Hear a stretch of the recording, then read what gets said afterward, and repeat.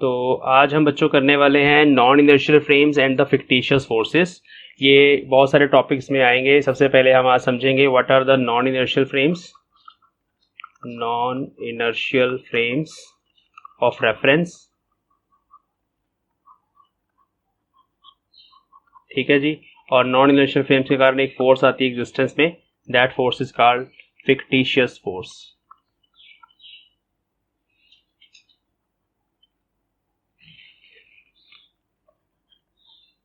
और इसका दूसरा नाम है सूडो फोर्स। ये ऐसी फोर्स होती है जो हम लगाते नहीं किसी बॉडी पर, बट अपने आप लग जाती है due to the acceleration of frame. चलिए, तो पहले नॉन इनर्शियल फ्रेम्स क्या होते हैं। A frame of reference which is accelerated, frame of reference which is accelerated, ठीक है। एक्सेलरेट का मतलब है कि मान लो ये एक कोऑर्डिनेट सिस्टम हमने लगा दिया किसी कार के साथ। ये एक कार थी, उस कार के साथ हमने एक कोऑर्डिनेट सिस्टम लगा दिया, ठीक है जी।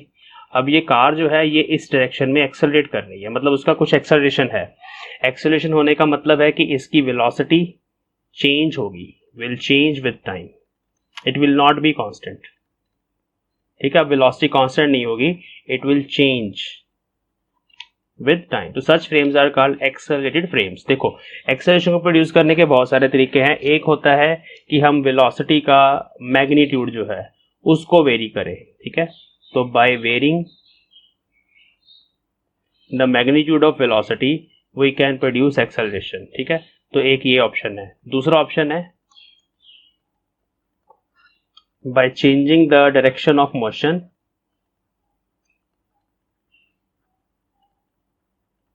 direction of motion of object, v vector will be varying, वो चेंज होता है, ठीक है।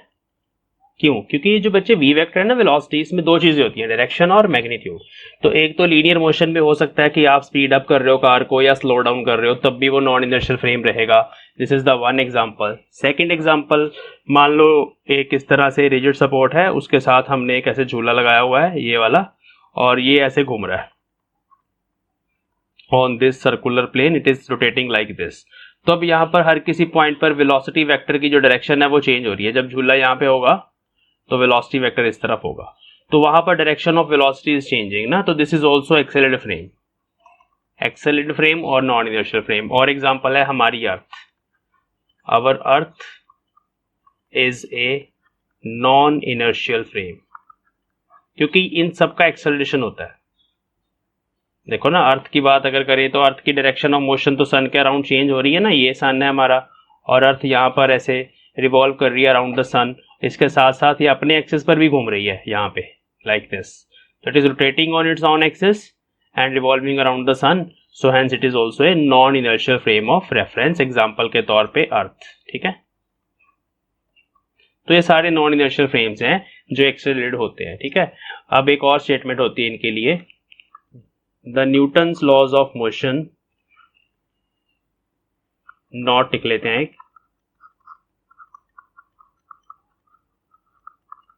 The Newton's laws of motion are not valid in a non inertial frame of reference, ठीक है जी। तो न्यूटन के जो लॉज हैं दे आर नॉट वैलिड। अब इस तरह के फ्रेम्स में क्या होता है, एक नई तरह की फोर्स लगती है which is called pseudo force या फिर फिक्टिशियस फोर्स। तो हम पहले एक एग्जांपल देख लेते हैं सूडो फोर्स के, फिर हम एक जनरल एक्सप्रेशन ड्राइव करेंगे सूडो फोर्स के लिए। देखो, मान लो हमारे पास एक ट्रॉली है, it is accelerating along x axis, ऐसे इस तरफ ये एक्सेलरेट कर रही है। अब इसके छत के साथ यहाँ पर एक पेंडुलम हमने मास m का लटका रखा है। जब ये ट्रॉली रेस्ट पे होगी तो पेंडुलम एकदम वर्टिकल होगा, ये उसकी मीन पोजीशन है, इक्विलिब्रियम पोजीशन है। Late me right here, this is the equilibrium position. ये कब होगी, when trolley is at rest, जब ये रेस्ट पे होगी, या और मूविंग विद कांस्टेंट वेलोसिटी।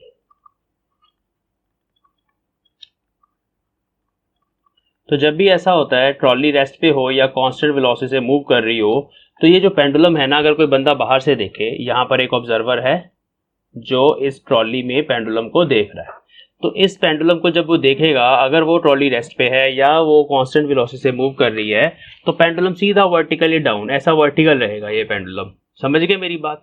मतलब इस पेंडुलम का जो मोशन है वो फ्रेम के मोशन के जैसा ही होगा, अगर कांस्टेंट वेलोसिटी है या फिर ये रेस्ट पे है।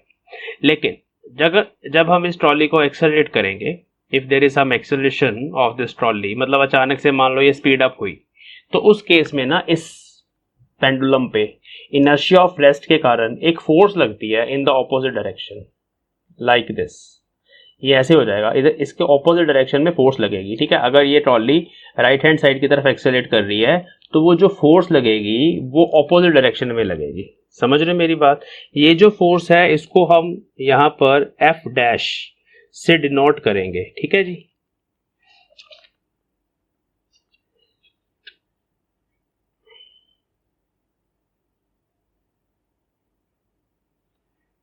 एफ डैश से डिनोट कर लेते हैं।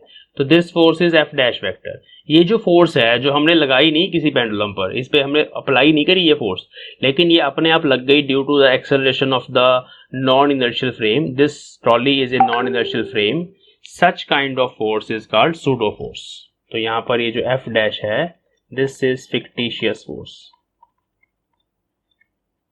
और इस तरह की फोर्सेस बहुत सारे केसेस में लगती हैं। ये तो मैं एक एग्जांपल देके आपको समझा रहा हूँ कि इस तरह की फोर्स को फिक्टिशियस फोर्स बोलते हैं। कितनी लगेगी ये? अगर मान लो इस बॉब का मास m है और ट्रॉली का एक्सेलरेशन a है, तो f डैश होगा मास of the Bob into acceleration of the frame, ठीक है। ये फ्रेम का एक्सेलरेशन है पूरी की पूरी ट्रॉली का, तो ये सूडो फोर्स इसके बराबर होती है। और +1 क्लास में भी ये चीजें पढ़ाई जाती है।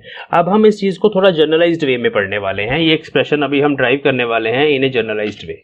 लेट अस सी कैसे करेंगे।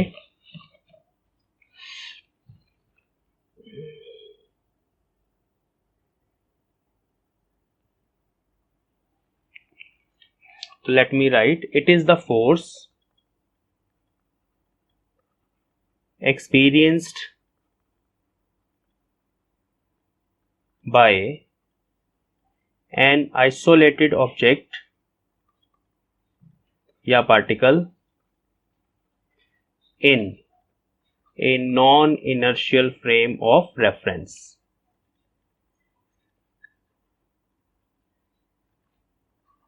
तो such kind of force is called pseudo force. अगर इसकी डेफिनेशन पूछ ली जाए what is a pseudo force, तो you can give this example. For example, consider a trolley which is accelerating along x axis and this particle will experience a pseudo force f dash which is opposite to the direction of acceleration. Such force is called fictitious force or a pseudo force which is due to the acceleration of the non inertial frame। तो यहाँ पे ये भी add कर लेते हैं, it acts due to the acceleration of non-inertial frame, ठीक है जी, उसके एक्सेलरेशन के कारण ये फोर्स लगती है। अब हम इसका एक्सप्रेशन ड्राइव करते हैं, अगली स्लाइड पे चलते हैं। यहाँ तक कोई डाउट, कोई कुछ पूछना चाहता है, अनम्यूट कर लो बात अगर कुछ डाउट है यहाँ तक। ये फोर्स एक्सपीरियंस अभी आपको फीलिंग आ रही है इस फोर्स की कि हाँ ये लगती है, ये बाइक पे भी लगती है। अगर अचानक से एक्टिवा आगे की तरफ एक्सेलरेट करो तो पीछे की तरफ लगती है। डेली लाइफ में एक्सपीरियंस करी हुई है इस तरह की फोर्स? अभी करना चाहते हो? अभी भी कर सकते हैं। जैसे एक पेपर ले लो, उस पेपर के ऊपर एक कॉइन या कुछ बॉल वगैरह रख दो छोटी सी, उस पेपर को खींचो। वो पेपर अभी वहां पर है एक non inertial frame of reference. जब आप उसको ऐसे खींचोगे, पुल करोगे, तो आप उसको एक्सेलरेट कर रहे हो, तो जो ऑब्जेक्ट उस पेपर पे पड़ा होगा उस पे ऑपोजिट डायरेक्शन में फोर्स लगेगी, ठीक है। जैसे यहाँ पर अगर हम एक शीट ऑफ पेपर मान लें इस तरह से, और लेट अस सपोज यहाँ पर हम एक ऑब्जेक्ट रखते हैं छोटा सा इस पेपर पे।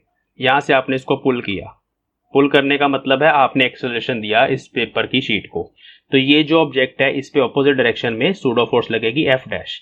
पीछे जाने की कोशिश करेगा, बट अगर फ्रिक्शन फोर्स ज्यादा होगी, यहाँ पे फ्रिक्शन भी तो है ना सरफेस पे, अगर फ्रिक्शन फोर्स जो है वो इस तरफ लगेगी उसको हम स्मॉल एफ से डिनोट कर लेते हैं।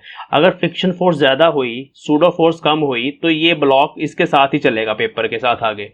बट अगर सूडो फोर्स ज़्यादा हुई और फ्रिक्शन कम हुई तो फिर ये ब्लॉक पीछे चला जाएगा।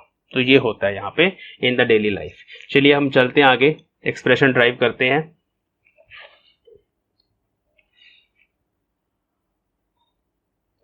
अब ये जो फिक्टिशियस फोर्स है ना बच्चे, दो कारणों से आ सकती है। बेसिक तो कारण यही है कि it is due to the acceleration of frame, but जो फ्रेम का एक्सेलरेशन है वो दो तरह का हो सकता है। एक हो सकता है ट्रांसलेशनल एक्सेलरेशन। ट्रांसलेशनल एक्सेलरेशन का मतलब आप समझ गए हो, जैसे मैंने अभी एग्जांपल दी, वो ट्रॉली जैसे ट्रांसलेट कर रही थी, आगे की तरफ जा रही थी, उसके कारण एक्सेलरेशन आया और उसके कारण एक सूडो फोर्स लगी, वो फर्स्ट काइंड है। दूसरा उसकी जो टाइप है वो है रोटेशनल एक्सेलरेशन या सेंट्रीपिटल एक्सेलरेशन। वो जो सेंट्रीपिटल एक्सेलरेशन होता है वो हमेशा किसी रोटेटिंग बॉडी पे लगता है and it acts towards the centre. जैसे मान लो ये हमारी अर्थ है और इस अर्थ का ये एक्सिस ऑफ रोटेशन है, यहाँ पर एक ब्लॉक पड़ा हुआ है छोटा सा, ठीक है। अब ये ब्लॉक क्योंकि घूम रहा है ना, यहाँ पर एक पॉइंट बना देते हैं इसका पॉइंट ऑफ कॉन्टेक्ट, तो पूरी की पूरी अर्थ जैसे यहाँ घूम रही है लाइक दिस, तो ये ब्लॉक भी जो है वो घूम रहा है। तो इस ब्लॉक के घूमने के कारण यहाँ पर एक सर्कल बनेगा, उस सर्कल के सेंटर की तरफ जो फोर्स लगेगी दैट इज सेंट्रीपिटल फोर्स। उस सेंट्रीपिटल फोर्स के कारण भी एक एक्सेलरेशन आएगा, सेंट्रीपिटल एक्सेलरेशन। तो पहले बता दूं, यहाँ सेंट्रीपिटल फोर्स लगेगी इस पे।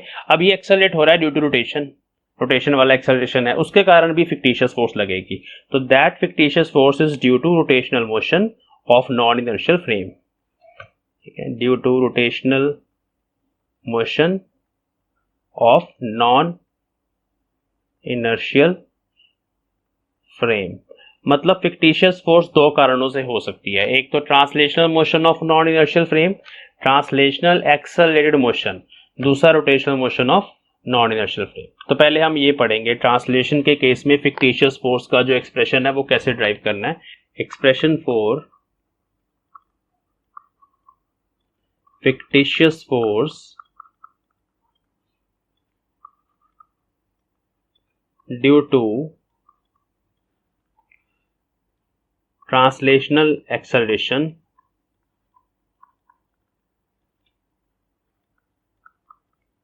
of non inertial frame। तो ये हमारा नेक्स्ट टॉपिक है। छोटा सा एक्सप्रेशन ड्राइव कर लेंगे बस, यहाँ पे इजी है फाइंड करना, इसको टफ नहीं है, बहुत इजी है।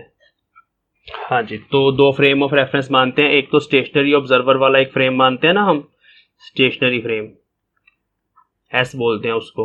ये हमारा होता है Z axis, X axis, Y axis. तो this is one frame of reference and it is the origin, this frame is at rest. There is another frame of reference now, ये दूसरा फ्रेम इसके पैरेलल बना देते हैं हम, parallel to the original frame, O dash S dash. But now this frame is not moving with constant velocity. Now it is moving with some acceleration. और वो ट्रांसलेशनल एक्सेलरेशन है, लीनियर एक्सेलरेशन है, उसको हम a नॉट वेक्टर बोल देंगे, ठीक है। तो let s dash is a non inertial frame. बार बार मैं अभी लिख रहा हूं कि नॉन इनर्शियल फ्रेम में फिक्टिशियस फोर्स आएगी, नॉन इनर्शियल फ्रेम। यहाँ गैलीलियन ट्रांसफॉर्मेशंस भी नहीं लगेंगी, डायरेक्ट नहीं लग सकती, ठीक है। तो let s dash B the non inertial frame having acceleration a naught vector along x-axis with respect to frame s। ये जो s फ्रेम है उसके with respect to इसका acceleration a naught है, ठीक है। and s is stationary frame।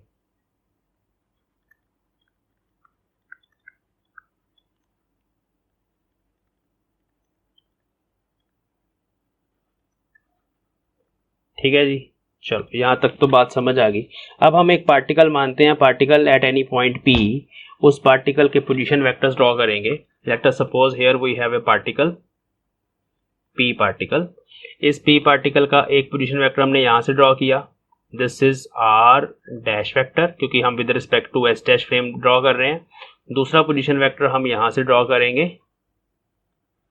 ये वाला ठीक है, लेट मी ड्रॉ हियर। हाँ, ये दूसरा पोजीशन वेक्टर है, this is R vector, this is with respect to frame S जो स्टेशनरी फ्रेम है। ठीक है बच्चों, ओके। अब इस ओरिजिन का भी एक पोजीशन वेक्टर ड्रॉ कर लेते हैं, क्योंकि ये जो ओरिजिन है वो भी कहीं और लोकेटेड है, तो ये इस ओरिजिन का पोजीशन वेक्टर है with respect to this frame और स्टेशनरी फ्रेम, उसको हम बोल देते हैं आर नॉट वेक्टर। अब यहाँ पर एक इक्वेशन हमारे पास आ जाएगी, अगर ये तीन पोजीशन वेक्टर्स हैं, then we can always write from triangle law of vector addition. Triangle law सब बच्चों ने पढ़ा हुआ है और उनको लगाना भी आता है। क्या होता है triangle law? Sum of these two sides which are in same order is equal to the third side of a triangle. Basically ये वेक्टर्स हैं, तो here R vector is R naught plus R dash. ठीक है, this is equation number 1। तो ये position vectors में एक relation हमें मिल गई। किसके पोजीशन वेक्टर्स है? These are the position vectors of point P। ठीक है, तो here r vector and r dash vector are position vectors of point P with respect to S and S dash frame respectively। ठीक है जी, एक तो ये कहानी पता लग गई। and what is r naught? r naught vector is, देखो ये है हमारा R naught vector, this is the position vector of origin O dash of S dash frame. तो जैसे जैसे हम करते रहते हैं वैसे वैसे हम लिख के बताते रहते हैं कि ये चीज है। अब यहां से अगर हम आर डैश लिख लें, व्हाट इज आर डैश? तो R dash becomes R vector minus R naught vector. तो this is equation number 2। Now this relation is very important. Actually, it is giving you the position vector. It is giving you the position vector of this point with respect to this moving frame in terms of the position vector of origin and the position vector with respect to S. ये origin का हो गया, ये S के with respect to हो गया। अब बच्चों हमें एक्सेलरेशन तक जाना है। ये पोजीशन वेक्टर्स हैं, हमें पता है कि अगर ये पार्टिकल मूविंग होगा उसको डिफ्रेंशिएट कर देंगे। अगर ये पार्टिकल मूविंग होगा तो इसकी कुछ वेलोसिटी होगी, उस वेलोसिटी को फाइंड करना है तो हमें पोजीशन को with respect to time differentiate करना होगा। तो let us write that.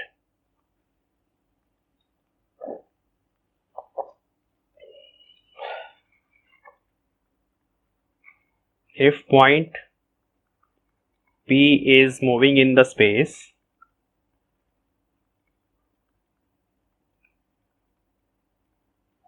and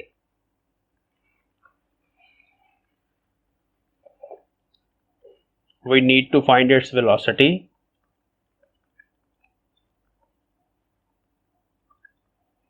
then differentiate above equation। कौन सी इक्वेशन 2 है ना?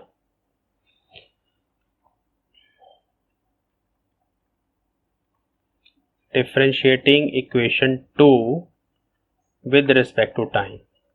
तो बहुत आसान है भाई, इक्वेशन 2 है हमारे पास R dash is equal to R minus R naught. इसको with respect to time differentiate करना है। डी बाई डी टी लगा दो सब जगह, डी बाई डी टी यहाँ लगा दो, डी बाई डी टी यहाँ लगा दो और डी बाई डी टी यहाँ लगा दो। तो हो गया काम सॉल्व। ये बन गया V dash is equal to V vector minus V naught. तो ये वेलोसिटी की ट्रांसफॉर्मेशन आ गई। ये वही रिलेटिव वेलोसिटी का फॉर्मूला ही है, पहले भी हम लिख चुके हैं। Now to find acceleration of particle with respect to S dash, दोबारा डिफरेंशिएट कर दो, डिफरेंशिएटिंग अगेन। तो ये फिर से बहुत आसान है, ये बन गया जी dv dash by D T is equal to dv vector by D T minus dv naught by D T. ये तुम्हें सब पैरामीटर्स ना पता होने चाहिए। ये v डैश बेसिकली पार्टिकल की वेलोसिटी ही है, बट ये with respect to s dash है। ये v वेक्टर भी पार्टिकल की वेलोसिटी है, बट ये उस ऑब्जर्वर के लिए जो स्टेशनरी है, जो ग्राउंड से देख रहा है उस पार्टिकल को, और ये v नॉट उस पार्टिकल की, उस फ्रेम की वेलोसिटी है जिसके अंदर वो पार्टिकल है। अब गलीलियन ट्रांसफॉर्मेशन में हमने ये चीज पढ़ी हुई है कि अगर वो फ्रेम एक्सेलरेट नहीं करेगा तो ये टर्म जीरो आ जाएगी ना, फिर देखो दोनों ऑब्जर्वर सेम एक्सेलरेशन बताएंगे, जो हम ऑलरेडी कर चुके हैं, इनवेरियंस ऑफ न्यूटन्स लॉ कर चुके हैं। बट यहाँ पर फ्रेम एक्सेलरेट हो रहा है, ये टर्म जीरो नहीं है यहाँ पे, तो इसका मतलब है कि अब ए डैश जो होगा वो ए के बराबर नहीं होगा बट माइनस ए नॉट, ये वाली टर्म यहाँ पे आएगी। ठीक है जी। अब ये इक्वेशन जो थी ये हमें चाहिए थी, this is the important equation which gives you the acceleration of a particle with respect to the moving frame, और ये है acceleration of particle with respect to stationary frame, और ये है acceleration of frame, ये है उस फ्रेम का acceleration। ठीक है, मतलब समझेंगे अब इसका, बहुत इंपॉर्टेंट है, बहुत आसान है। देखो ये वही ट्रॉली ले लेते हैं ऐसे समझने के लिए। अब उस ट्रॉली के अंदर एक ऑब्जेक्ट पड़ा हुआ है, ठीक है, ये एक ऑब्जेक्ट है, उसका कुछ मास है, सही बनाते हैं। उस ट्रॉली के अंदर एक ऑब्जेक्ट पड़ा हुआ है, ठीक है, इस ऑब्जेक्ट का कुछ मास है। अब मान लो ये ट्रॉली जो है ये खुद एक्सेलरेट कर रही है, तो ए नॉट इस फ्रेम का एक्सेलरेशन हो गया। ये trolley basically S dash frame है जो मूविंग फ्रेम है, और ए नॉट इसी का एक्सेलरेशन हो गया। ठीक है, यहां स्टेशनरी फ्रेम भी है, वो तो स्टेशनरी ही है एस, वहां एक ऑब्जर्वर खड़ा इस ट्रॉली के अंदर उस मास को देख रहा है। अब ये जो मास है, ये जो पार्टिकल है, इसका अपना भी कुछ एक्सेलरेशन है।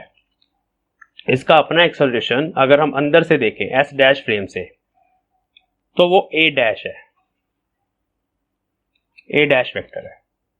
मतलब जो ऑब्जर्वर यहां खड़ा होकर बता रहा है इसका एक्सेलरेशन, उसके अंदर खड़ा होकर बता रहा है, उसके लिए एक्सेलरेशन है ए डैश। बट जो ये बंदा बाहर खड़ा है, अगर ये इस एक्सेलरेशन को बताएगा, इस फ्रेम के एक्सेलरेशन को, ये वाला बंदा अगर इस मास का एक्सेलरेशन बताएगा, नोट डाउन करेगा, तो उसके लिए वो एक्सेलरेशन पता क्या होगा, उसके लिए होगा ए वेक्टर, ये बाहर वाले बंदे के लिए। अब आप कुछ भी कर लो, अगर आप ए डैश लिखना चाहते हो वो लिख लो, ए लिखना चाहते हो वो लिख लो। अगर बाहर से बताना है एक्सेलरेशन तो ये होगा A vector is equal to A dash, इस इक्वेशन से देखो, A vector is equal to A dash plus A naught. ये आ गया जी बाहर वाला बंदा, ये वाला स्टेशनरी ऑब्जर्वर, ये एक्सेलरेशन बताएगा। ये जो अंदर वाला बंदा है वो कितना बताएगा, अंदर वाला बंदा तो एस डैश फ्रेम के अंदर ही है, तो for the observer of S dash, ये वाला ब्लू वाला बंदा, इसके लिए क्या होगा, उसके लिए acceleration of mass is only A dash, उसके लिए ए डैश है। And what is A not, A not is the acceleration of this frame, ये किसके विद रिस्पेक्ट टू है, ये भी एस के विद रिस्पेक्ट टू है। अगर ये बंदा ट्रॉली का एक्सेलरेशन बताएगा तो वो ए नॉट बताएगा। तो ये सारी कहानी है, ये वाली इक्वेशन आपने याद रखनी है। अब इस इक्वेशन को अगर हम दोनों तरफ मास से मल्टीप्लाई कर दे तो सूडो फोर्स आ जाएगी। तो लेट अस डू दैट, यहां से आ जाएंगे यहां पे, multiply both sides by the mass of particle, particle के मास से दोनों तरफ मल्टीप्लाई कर दो। तो इधर बन गया जी M A dash is equal to M A vector minus M A naught vector. ये पार्टिकल का मास है बच्चों, हमने उससे मल्टीप्लाई कर दिया चारों तरफ, दोनों तरफ, तो ये बन गया F dash. This is the force acting on the particle as observed by the person which is inside, and this is given as f vector minus f naught vector। ठीक है, अब ये जो f naught है ना, f naught, this इसमें आ रहा है ये a naught acceleration of frame, ये वाली जो फोर्स है this is actually pseudo force, ये वाली। Let me write here f naught is due to a naught। what is a naught? You know that a naught is the acceleration of frame only, particle का नहीं है, मास का नहीं है, किसी और का नहीं है, वो उस नॉन इनर्शियल फ्रेम का एक्सेलरेशन है। Therefore, F naught is called pseudo force, is called fictitious force। ये होती है fictitious force। इसका फॉर्मूला क्या हुआ, F naught का mass of the particle into acceleration of the frame, सीधी सी बात है। Here F naught vector is equal to M A naught vector is due to the acceleration of non inertial frame. ठीक है, now if A not is 0, अगर मान लो वो accelerate ही ना कर रहा होता दूसरा फ्रेम, मतलब कांस्टेंट स्पीड से चल रहा होता या रेस्ट पे होता, तो फिर सीधी सी बात है कि एफ नॉट वाली टर्म 0 हो जाती। In that case your F dash is equal to F ना। तो ये तो हम ऑलरेडी कर चुके हैं, this is for inertial frames, ये हम ऑलरेडी कर चुके हैं ना, ये इनर्शियल फ्रेम्स के लिए है, and this is actually invariance of Newton's laws of motion, invariance of Newton's second law. तो यहां तक आपने डेरिवेशन और थ्योरी बतानी है। ठीक है, अब हम न्यूमेरिकल पे चलते हैं। देखो बच्चों, ये फॉर्मूला याद रखना है, बेसिकली ये फॉर्मूला याद रखना है, F dash is equal to F vector minus F naught vector. मैं फिर से लिख रहा हूं ताकि आपको याद रहे, ये है force on the particle as seen from S dash. This is the force on particle with respect to, या as seen लिख दो या with respect to लिख दो, फ्रेम S। स्टेशनरी फ्रेम से ये फोर्स है और एक्सेलरेट फ्रेम से F डैश फोर्स है, और ये क्या है, ये है फिक्टिशियस फोर्स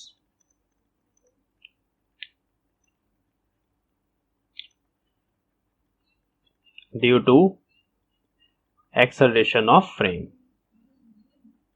ठीक है जी, तो ये तीनों टर्म्स अच्छे से याद रखना।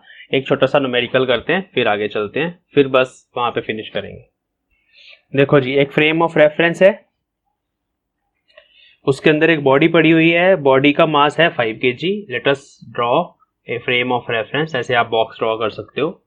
इसके अंदर एक बॉडी पड़ी हुई है, उस बॉडी का मास है 5 kg। ठीक है, m is 5 kilograms। ओके, ये जो फ्रेम है ये लिफ्ट ले सकते हो आप ना, इस लिफ्ट प्रॉब्लम आपने पढ़ी हुई है। ये जो फ्रेम है it is moving vertically down with acceleration 5 metre per second square. तो ये नीचे की तरफ एक एक्सेलरेशन है फ्रेम का, वो a नॉट हो गया हमारे पास। फ्रेम का एक्सेलरेशन हम a नॉट से डिनोट करते हैं ना, it is 5 metre per second square. ठीक है, तो ये फ्रेम का एक्सेलरेशन हो गया। इस एक्सेलरेशन से ये फ्रेम नीचे आ रहा है with 5 metre per second square. हमें इस बॉडी पर फिक्टिशियस फोर्स और टोटल फोर्स फाइंड करनी है। पहले फिक्टिशियस फोर्स की बात करते हैं। देखो, जब भी फ्रेम नीचे की तरफ एक्सेलरेट होगा, फिक्टिशियस फोर्स उस केस में ऊपर की तरफ लगेगी, एफ नॉट। ये मैं पहले ही आपको बता चुका हूं। अगर ये ब्लॉक, उसके अंदर ऐसी बॉल पड़ी हुई है, इस तरफ एक्सेलरेट होता तो फिक्टिशियस फोर्स जो लगती, मान लो ए नॉट उसका एक्सेलरेशन है, तो फिक्टिशियस फोर्स जो एफ नॉट है वो एक्सेलरेशन के ऑपोजिट लगती है। ये मैं पहले बता चुका हूं आपको। तो सबसे पहली बात ये है कि यहां पर फिक्टिशियस फोर्स एफ नॉट ऊपर की तरफ लगेगी, और कितनी लगेगी, मास of the body into acceleration of the frame. ठीक है, तो ये कैसे निकाल ली जाती है, फिर साथ साथ लिख रहा हूं मैं, ये मास ऑफ बॉडी है और ए नॉट क्या है, एक्सेलरेशन ऑफ फ्रेम। भूलना मत, बस बार बार इसीलिए लिखता हूं मैं, तो बहुत आसान हो गया। Mass of body is 5, acceleration of frame is 5। Direction किधर है, डायरेक्शन मैं बोल रहा हूँ ऊपर की तरफ है, तो हम जे कैप लगा देते हैं, और फोर्स है तो न्यूटन में लिख देंगे, तो it is 25 Newton J cap. ऊपर की तरफ लग रही है, ये हमने बता देना with the help of this symbol. ठीक है, वर्टिकली आप लिख सकते हो, यहाँ पे ऐसे भी लिख सकते हो कि फिक्टिशियस फोर्स ऑपोजिट लगती है, इसलिए ये वर्टिकली अप लगेगी। चलो, तो पहला पार्ट हो गया। सेकंड पार्ट में हमें टोटल फोर्स कैलकुलेट करनी है। इस बॉडी पे टोटल फोर्स कितनी लग रही है। देखो, एक और फोर्स है यहाँ पे, which is force due to gravity. वो जो फोर्स ड्यू टू ग्रेविटी है वो तो हमेशा नीचे की तरफ लगती है, and that is given by mg, है ना, नीचे की तरफ। अब एक फोर्स ऊपर लग रही है एफ नॉट, और एक नीचे की तरफ लग रही है mg। ये दोनों फोर्सेस आपस में सब्ट्रैक्ट हो जाएंगी, तो जो नेट फोर्स लगेगी that is mg minus F not. Minus क्यों किया मैंने आपको पहले ही बता दिया कि एक डाउनवर्ड है और एक ऊपर है, दोनों ऑपोजिट है ना, तो उनके मैग्नीट्यूड्स आपने माइनस करने हैं। mg कितनी लगेगी, 5 × 10 ले लेते हैं ग्रेविटी की वैल्यू। एफ नॉट कितनी आई है, 25। तो आंसर इज 50 माइनस 25 इज 25। और इसकी डायरेक्शन देखो किधर आएगी, आपने mg को पॉजिटिव लिखा और आंसर भी पॉजिटिव आ गया, मतलब इसकी डायरेक्शन वर्टिकली डाउन आएगी। mg बड़ा है ना यहाँ पे, तो बड़ी फोर्स की तरफ डायरेक्शन आ जाएगी ना, वर्टिकली डाउन। न्यूटन लिख लेना यहाँ पे, क्योंकि ये फोर्स है ना, तो फोर्स का यूनिट लिखना इंपॉर्टेंट है। तो इस तरह से बच्चे आप फिक्टिशियस फोर्स को अभी आप होपफुली कि समझ पाए हो कि किस तरह से हम इसको कैलकुलेट करते हैं और टोटल फोर्स कैसे कैलकुलेट करते हैं, ये भी हम देख पाए।